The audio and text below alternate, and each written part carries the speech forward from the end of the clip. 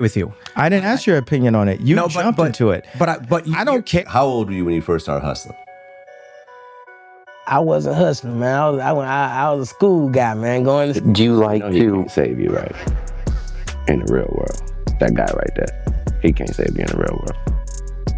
Wake the fuck up. And you too damn old, Adam, to be running. From letting an interviewer know his place, to another playing dumb, to threatening a disrespectful one, these are the times rappers outsmarted disrespectful interviewers. And starting off, we've got Kodak Black, and then Ebro was out of pocket from the jump. Asking about cases and charges like this was Law and Order instead of Hot 97. Yo, man, first of all, I gotta be honest, I was skeptical on doing this interview. I saw your other interviews where you was wearing like a ski mask and all that, and I was like, I'm not really interested in talking to this. But I gotta say, I looked at your rap sheet, I looked at your weed charges, smoking weed in front of your kid on the gram, and different things you've been going through. And I know it's sensitive, but how you feel? Now, Kodak kept his cool, because let's be honest, this is definitely not how to start an interview, and I'm sure this is not how to continue it at that point too, especially when you know the rapper has a pending case. And listen, I've been in and out since a baby.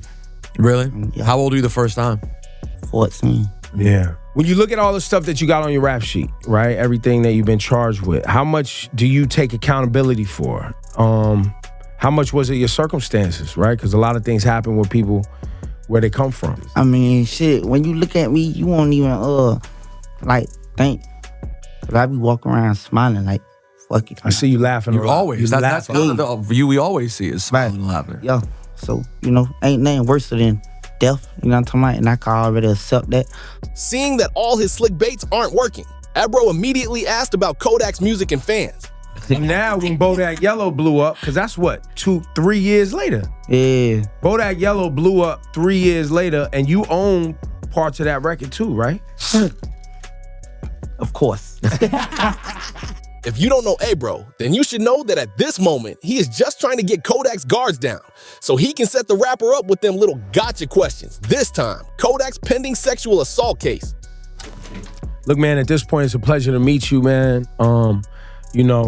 Looking at all your cases and everything you've been through, and I know the recent one right now is very sensitive. And with respect to, everybody involved in that case, we can't get into details today. But, we take sexual assault here serious. And we can't, get into details, but we hope, to have you back so we can have a deeper conversation about that because, this is a serious topic and we're hearing these stories a lot. Like, bro, are you trying to interview him or get him indicted? Now, you can tell this was all Ebro because Peter Rosenberg immediately tries to ease the tense room with a conspiracy question for Kodak. One thing we were talking about on the show today that for some reason I just have a hunch that you would care about is the idea that landing on the moon was a conspiracy. Kodak, do you believe that our moon landing in 1969 actually took place? What the fuck y'all talking about? Well, Ebro kept poking and Kodak hit him with the Uno reverse. Either switch up the topic or he's out. You seem upset that I brought it up.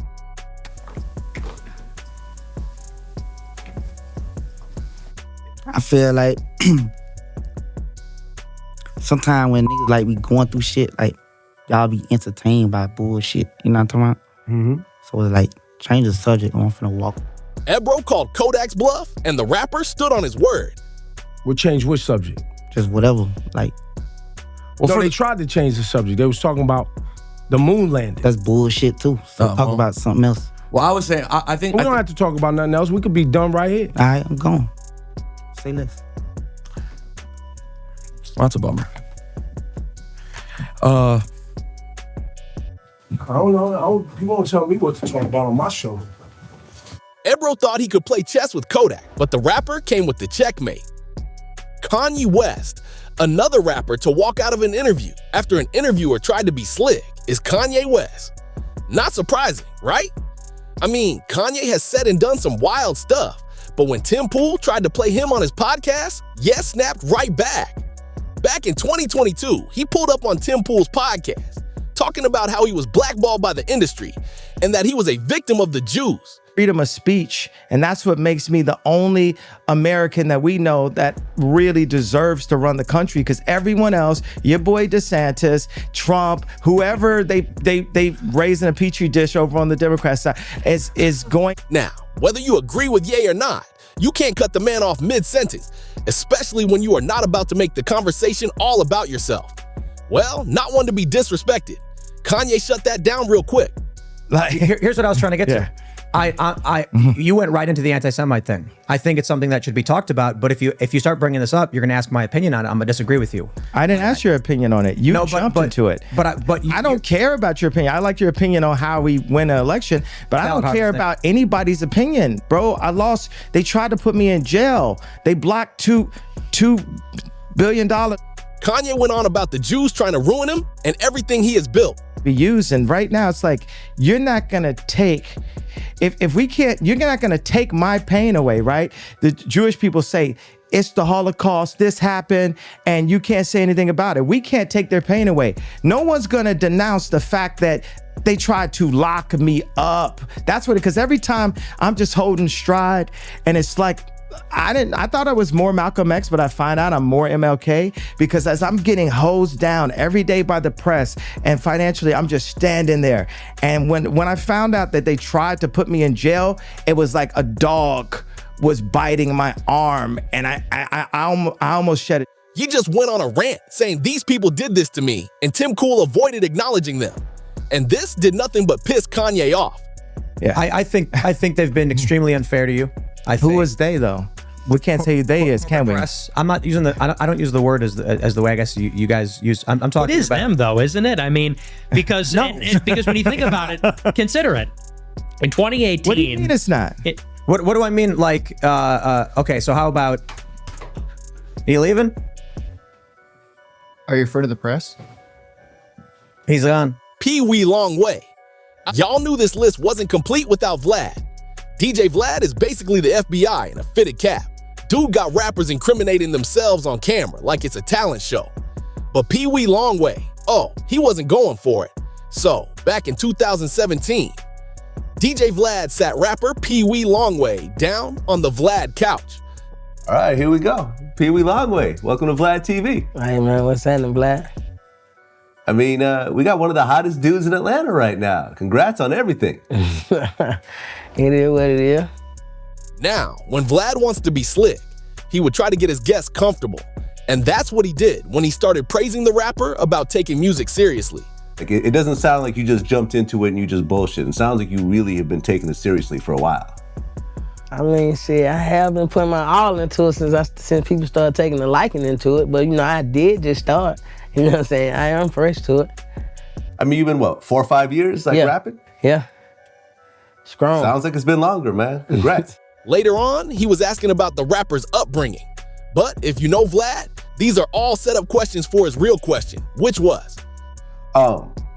When I look at your music, when I listen to your music and I look at your album covers and stuff like that, I'm seeing a lot of blue. The color blue seems to be very prominent. It's a nice color, my boy. It's a nice color. It ain't nothing like that. Now, I assume there's a Crip thing going on? Nah, just a nice color. Just a nice color? Yeah. No cripping going on? No, nothing. Pee Wee wasn't about to give anything away, not even when Vlad wanted to know if he ever hustled. Growing up in that type of environment, a lot of people start to hustle early. Like, how old were you when you first started hustling? I wasn't hustling, man. I was a school guy, man. Going to school, handling my business, man, You 100% legal? You were good? Yeah. Doing everything by the book? Doing it by the book, man. Pee Wee was down to playing dumb all through, and Vlad even had to confess this dude might be my toughest interview. Okay. And that's the way to answer those types of questions. People get mad at me for asking, but then people answer how they gonna answer. You know what I mean? So when I get that type of answer, I respect that type of answer. Right. And for all the future rappers out there, y'all don't have to answer my questions. Y'all can answer it like Pee Wee Longway saying that, I ain't affiliated with none of that shit. I don't do none of that shit. I'm just a rapper. Right. I respect that. That's what's up. Every time Vlad asked him some slick question like, what's MPA? Pee Wee was dodging them questions like he was Neo in the Matrix. Now, are you the founder of MPA? Yes, sir. Okay. And MPA stands for? What it stand for? MPA. All right. Well, I'm gonna butt in here because Google. Now, MPA actually stands for money, pounds, and ammunition. But Pee Wee wasn't about to give nothing away. So, money, power, and ammunition it is. Yes, sir. So money, power, and ammunition. I like it. It is what it is. They talk about the music. Even when Vlad was fishing for confessions on his whole crew, the rapper was playing chess. How many people are in MPA? A lot of them, man. They more than 10. Can you break them down?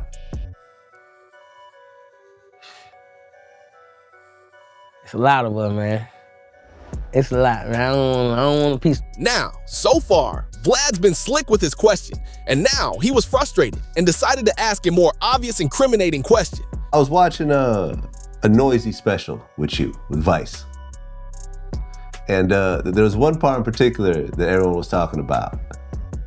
And that was when you came out the car and a pint of lean broke on the cops. Now, it was clear Vlad wanted a mugshot because admitting to pouring lean on a cop is definitely a criminal offense. Vlad knew it, and Pee Wee knew it too.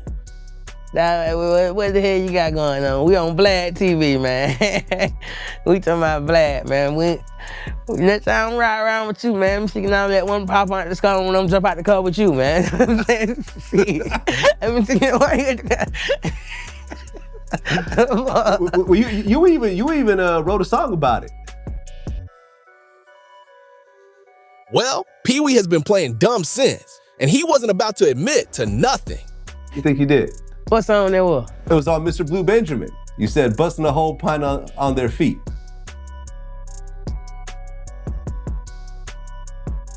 Lyric. Maybe? Nah, maybe not, man. We don't know how that shit go. You know, it probably happened, probably maybe not. I like it. Maybe he did. I like it. Yeah, maybe that white dude that was interviewing y'all. Yeah, maybe he did. Maybe the cop, it was his lean and he just dropped it while he was drinking it. It's not. Okay, I see. Well, I'm glad you cleared it up, man, because I think Noisy trying to paint a bad picture of you. Yeah, man, that date, it wedding name shit. We don't know who it is. Question mark, who bottle is it? Whose bottle was it? Now, Lil Wayne. Anyone remember Lil Wayne's disposition video? When the lawyer thought he could bait the rapper? Clearly, Lil Wayne answers to no one. Is that an interview that you actually gave with Katie Couric? Is that an interview that I actually gave with Katie Couric? Yeah. What's your name again? Hey, well, that's not the question. What's his name? Pete Ross.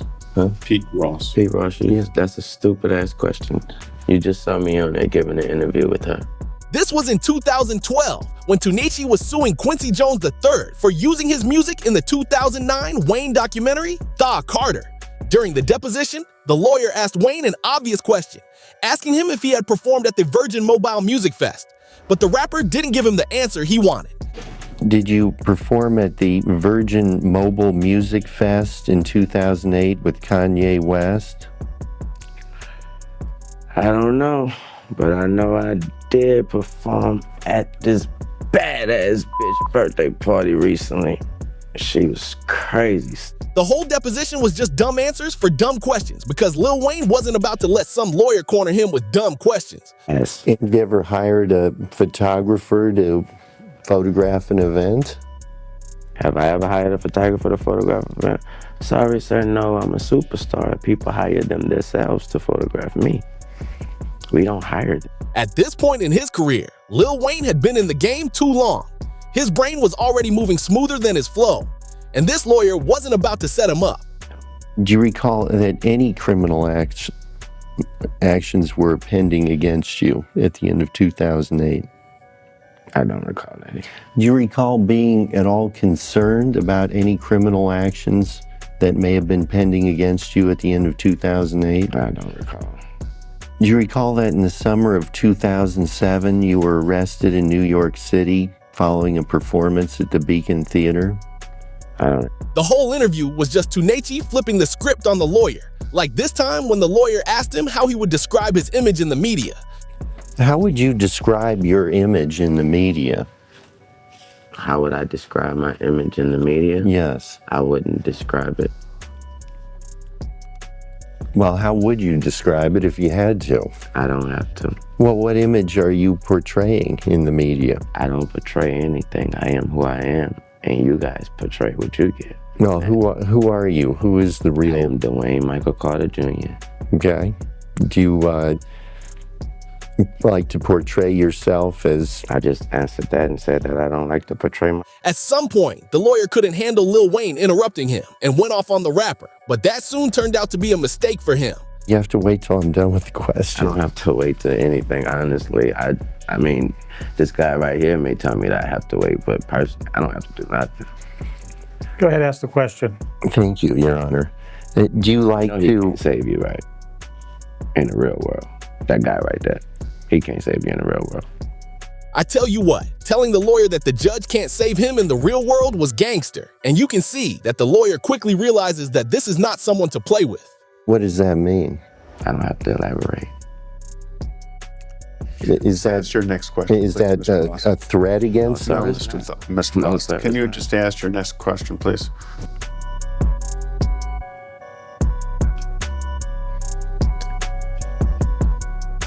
He can't save you. And what does that mean? I was talking to myself. Now, this wouldn't be the first time someone would try to bait Lil Wayne. He ended our interview angrily. Lil Wayne is in the business of... I mean, let's be honest. How many Lil interviews even exist? Anyway, a backstory to this particular incident. Back in 2016, Lil Wayne dropped by Skip and Shannon's Undisputed and straight up said he has never had to deal with racism. God knows I have been nothing but blessed. My whole path, these 33 years have been nothing but a blessing. I have never, never is a strong word, I've never dealt with. Tunechi doubled down, saying his life is proof that there was no such thing as racism. I thought that was clearly a message that there was no such thing as racism. That's what I thought that was. Now, this was the time NFL star Colin Kaepernick's protest about racism in the United States got him blackballed by the league. So you can guess what came after this. So when he sat down for an interview with ABC News some months later, this was surely going to come up. The interview started off with questions about Wayne's music. What do you say to people who call your music vulgar, misogynistic, offensive, degrading? No, if that's what you think about the music, if that's what you categorize it under, then so be it. All those things made me who I am, and I am a very successful man. Please keep looking out for more. It's coming back. The interviewer immediately got personal with her questions, talking about Wayne's daughter being. So your daughter, would you have any problem with her being called a or a hoe? Yeah, if they calling her a hoe, I have a huge problem with that. Yeah, but I've never called a certain female that I name unless I got a real big problem with her. Anyway, it didn't take long for the interviewer to get to the rapper's comments some months back. There was a lot of backlash from people about that. Would you change it, what you said, or you... She even tried to bait the rapper with her questions on the Black Lives Matter movement, but the rapper knew what she was doing. Your thought on Black Lives Matter? What is it? What do you mean? The idea was that there's this movement called Black Lives Matter, thinking that the rest of America didn't seem to understand that Black Lives Matter. It just sounds weird. I don't know that you put a name on it. It's not a name. It's not whatever. It's somebody got shot by police for a reason. I am a young, black, rich. If that don't let you know that America understands Black matter these days, I don't know what it is. Don't come at me with that dumb man. My life matter, especially to my. Now, what do you do when it's clear that an interviewer would stop at nothing to bait you into getting canceled? Well, if you are Lil Wayne, you walk out. Do you separate yourself from it? I feel connected to a damn thing that ain't got nothing to do with me. If you do, you crazy. You connected to this flag, right? Because I'm connected. I'm a gangbanger, man. I'm connected. He ended our interview angrily. But doesn't always walk out though. Sometimes he is blunt enough to call out the BS. What you see from day to day in your life. Like this time, an interviewer asked if he did band music just because he was from New Orleans. What's your reaction to Kaepernick's protests? Yeah, going right back again to this man. That's a man and his decisions, man. Respect the man and his decision. That's all I can do. I have no opinion on it because the things that's, I mean, I'm not. Lil Wayne was clear. He doesn't make that kind of music. He might have grown up in New Orleans, but he doesn't make that kind of music. And he repeatedly told the interviewer off. To even give an opinion. So when he did it, I really didn't even know what. Somebody had to tell me why he was doing it. That's how much I didn't know what was going on. And I kind of still don't. So somebody had to explain to me, like, yo, you kneeling because of the Black Lives Matter thing and because of, and all that wave or whatever. That whole wave just went by me too fast for me to even try to even give an opinion. So I just was like, oh, okay. That's what's happening. So you're a deep thinker in these issues. Mm-hmm. So step back from all of it. I know this is a very broad question, but where are we in the United States of America in race? You just got told to ask rap questions only, and you still press further? Well, Lil Wayne wasn't playing around. He told the interviewer to his face that he didn't like him and called his crew to walk the man away. What you see from day to day in your life. Skip, they wouldn't want to ask me that. They wouldn't want my answer to represent it because God knows I have been nothing but blessed. My whole path, these 33 years have been nothing but a blessing. I have never, and never is a strong word, I've never dealt with racism, and I'm glad I didn't have to. And I don't know if it's because of my blessing. 50 Cent. Up next, we 50 Cent. Of course, 50 Cent had to be here. 50 stay ready to roast interviewers. Remember when Ebro tried blaming him for the fall of New York hip-hop? Listen, 50 Cent's here, interview that I've been complaining about. You've been complaining? Yeah, I've been hearing a lot about you, man. I thought you were scared to come check me. No, I was kind of feeling like he was mad at me for some reason. Like he said it was my fault that New York City, all of New York City fell apart. Yeah, like I'm like, what is going on there? Like, what is his beef with me? Like, take responsibility. 50 schooled Ebro that he didn't have a beef with who didn't deserve it. But Ebro doubled down, saying his rise to fame brought some negative energy to hip-hop in New York. What happened was 50 Cent was our last superstar. I mean, Nicki Minaj is a superstar. I don't want to take nothing away from him. Mm-hmm. Was the last. Now Nicki though, why nobody else didn't blow up after Nicki? Like she didn't help nobody. No. But time out. People always misinterpret what they're actually saying. Like because I'm the underdog, when I get to the winning slot, I'm not looking back to help people who weren't helping me in the whole time. 50 wasn't about to get all the blame when, according to him, he might have been the biggest thing to happen to New York music. Okay, now I'm gonna explain something to you and you're gonna see it real clear, right? Even the listeners gonna know I'm right, Ebro, because you try to say I ruined New York City. I didn't forget that. No, look, you ain't supposed to. You're supposed now to. Listen. That's why you were scared to come up here and talk to me. Eminem, can you name every member of D12? No. Okay. D12, can you name every member of the St. Lunatics? No. Okay. There was a guy that I'm gonna tell you why. I'm gonna tell you why. Murphy Lee.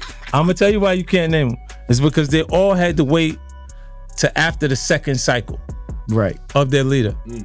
So Nelly's first album popped, then Nelly's second album popped, and because those albums were hugely successful albums, it took a long time for the record to be over for them to get to the next album. So it was so long that everybody they became the crew with Nelly. It's like D12's the crew with M.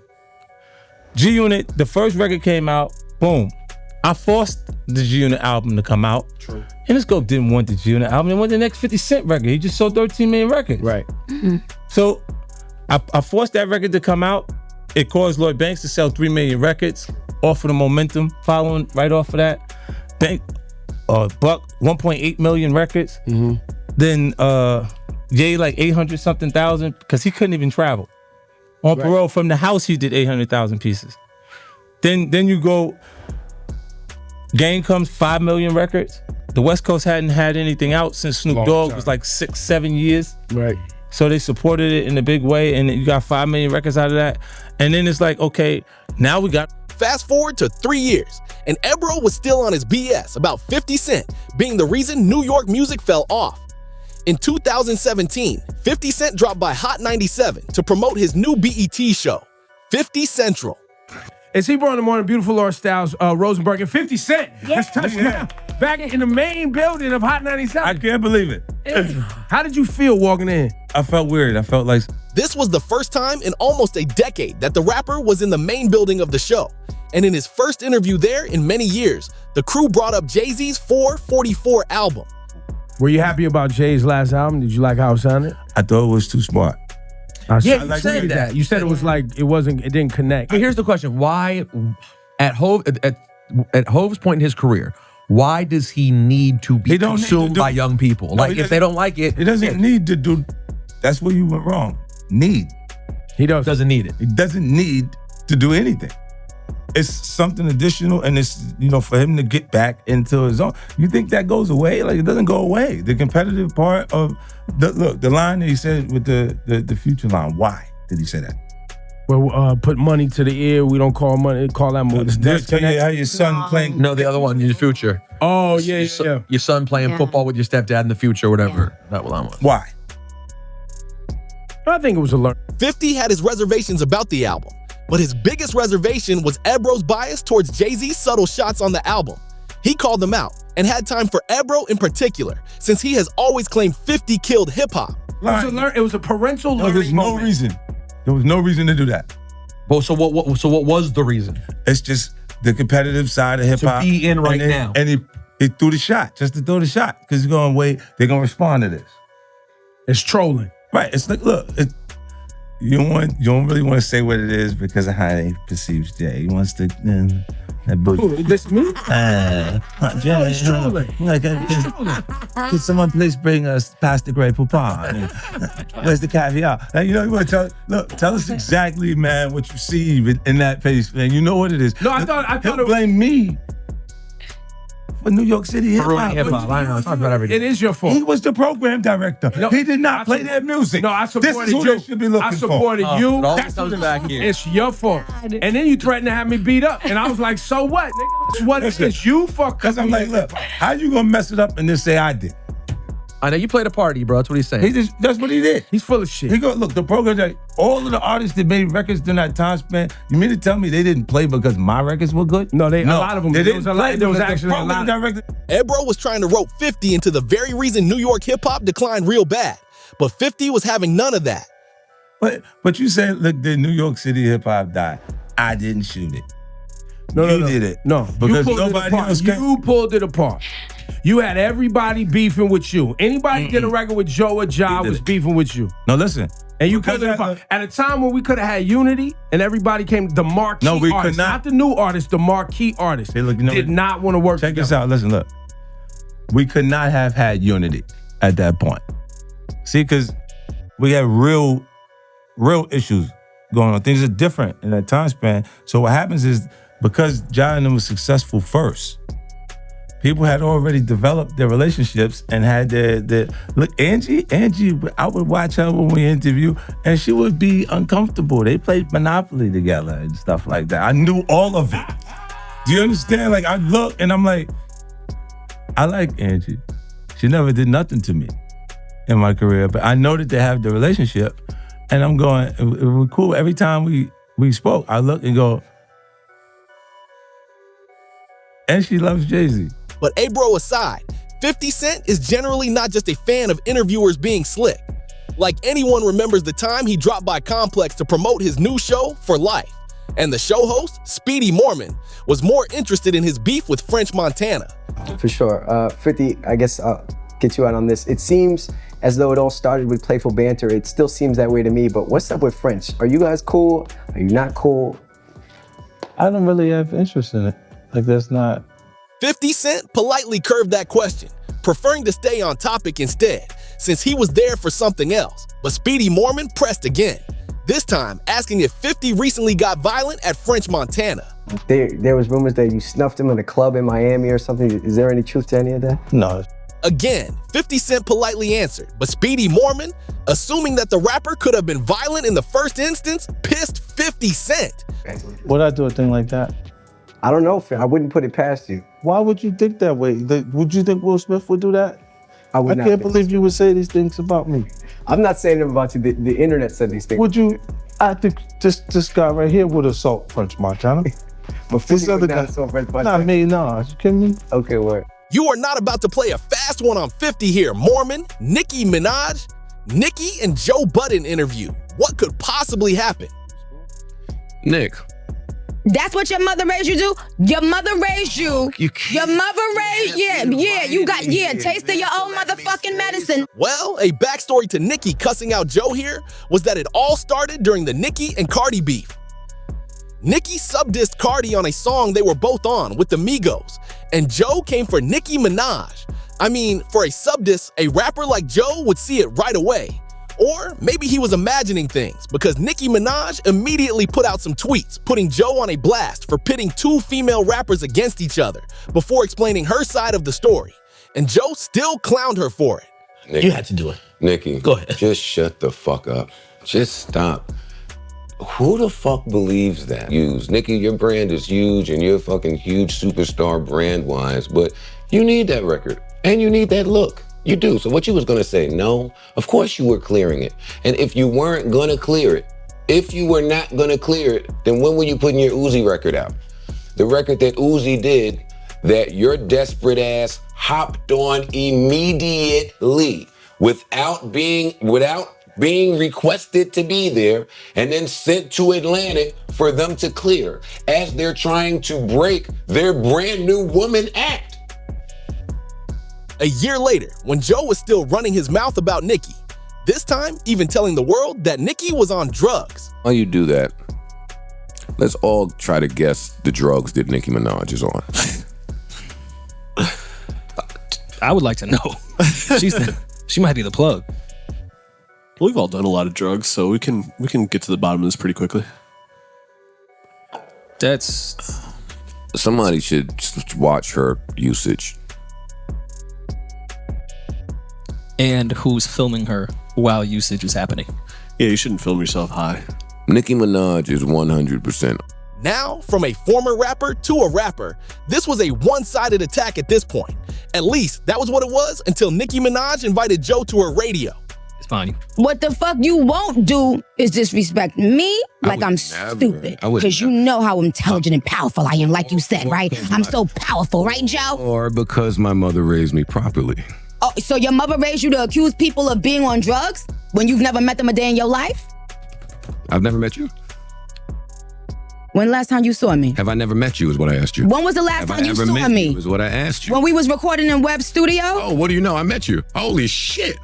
Oh, so your mother trained you to accuse people of being on a drug after you met them one time and never saw them for 10 more years? So you haven't been on drugs. The BT Cypher. You haven't been on drugs. That's what your mother raised you to do? Okay. That's what your... Joe tried to deflect like he hadn't been running his mouth all year, but Nicki had receipts, energy, and attitude for Joe. Nick. That's what your mother raised you to? Your mother raised you. Your mother raised, taste of your own motherfucking medicine, motherfucker. Well, this is why you like talking about people and not having nobody responding. It's much more fun. It's much more fun. When they can't respond. And when you like tearing down women when they can't defend themselves. You like tearing down women when you can try to end their career because low-key you jealous of their success. Now, Joe thought he could get her back when she came to his podcast, but nah. Nicki bodied the whole interview like it was a feature verse. Chill out before we get to the good stuff. All right, let me be honest. I think that you are jealous of you. A big baby. I don't know if you are an only child or a middle child. I don't know what it is, but I think you are a big baby. I think you never like to be wrong, and I think whenever somebody calls you out on your shit, you have a temper tantrum. We've seen you have so many temper tantrums, Joe, and it's the truth. And people put up with your shit because you are a great rapper. Not even Joe's best attempt at dismissing Nicki's reality could work here. Have you ever been bullied for 12 years straight? Nicki Minaj, you did not get bullied for 12 years straight. FYB J Mane. Next up, FYB J Mane. And the time, Adam 22 tried to instigate something, but J Mane wasn't about to let him profit off any negativity. For that Ant Glizzy interview, they said that Ant Glizzy was kind of like punked you out and shit. Honestly, he did. He spun you. He did. He was walking on your ass. What he was doing, bro? He was just a little too smart, a little too funny, a little too well thought out. That it's just like, I mean, if a conversation is a chess match, he just kind of, I don't know. It's like, I've never seen you do battle like that so much. I never even heard him say that. Like me and you is like friendly banter. Yeah. So it's not like, there's not like a winner or a loser. But with him and Ant Glizzy, it kind of felt like, oh shit, he just. Back in 2024, FYB J Mane had an interview with Ant Glizzy that went viral. And Adam 22's takeaway from it was just how Ant Glizzy punked and walked on J Mane's ass. Well, J Mane straight up told Adam 22 that was his opinion because he was the better person in the interview. Well, put it like this. That's your opinion. Because I heard another opinion too. A motherfucker say, J Mane, do you know how many people in the streets walk up to me and shake my hand from that interview? Man, I love how you handle Ant Glizzy, J Mane. Perfect. You're getting better. You're getting way smarter, J Mane. You're getting way smarter. Do your homework, Adam. J Mane was smart enough not to bite Adam 22's bait, letting him know he wasn't going to be baited into doing something stupid and violent for the internet. The kids wanted to hear that. The kids, let me break this shit down to you, because we grown ass men bullshit, like I told them. But this is the thing, is that when Ant Glizzy says that to you, you need to be able to say something back that is able to do battle with that kind of statement, you know, like, or else his awful, toxic, evil fucking energy is gonna win. And I'm not saying that that's the easiest thing, because it's obviously easier to go low. If you had responded and said, hey, Ant Glizzy, you don't know how many bodies FYB dropped over the years, or some shit like that. No, put it like this. I'm saying, these fuckers over. No. You don't say that, J Mane. That's why the other motherfuckers called me and said, J Mane, great way. You handled that great. Do you understand? You're saying that was an opportunity for you to show your growth. Is y'all fucking stupid? I'm pushing a piece. They wanted me to kill Ant Glizzy when he passed me that gun. Let's just start there. They wanted me to crash out. Nigga, do your homework on. Come on, bro. Yeah, that was crazy when a nigga I just speak facts. handing you the blick, right? That's like Dirk in India. I'm too smart for this shit, bro. Here, take this. The rapper told Adam 22 he wasn't about to be cornered into feeding off some negativity for clicks, especially when all that negativity is going to lead to his death. J Mane straight up told Adam that he is too damn old to be running his platform like that. That was the perfect way that you handled that situation, bro. Why would I feed into the negative shit so the kids would be like, damn, nah, that's not what we own. Why the fuck would I speak into that? Even if that was the case, gang. That's not what we preaching to the kids, bro. What the fuck is y'all understanding, man? But he's an outsider. Did y'all not just see me at the fucking cemetery? Do y'all homework on Burr Oaks? Do y'all homework on niggas getting into it over these blocks, bro? On Fordham Gray, going to the same cemetery. What the fuck is y'all talking about, bro? Do it make sense? Do this shit really make sense, Adam? Motherfuckers going back and forth, ending up at the same cemetery. Let's just start there. Think about it. Wake the fuck up. And you too damn old, Adam, to be running this platform like this. Like what? I'm telling you the real analysis of how that conversation went. No, that's cap, bro. That's what I'm telling you. I'm telling you the real, bro. But people see through the whole... Tony Yayo. And back to Vlad.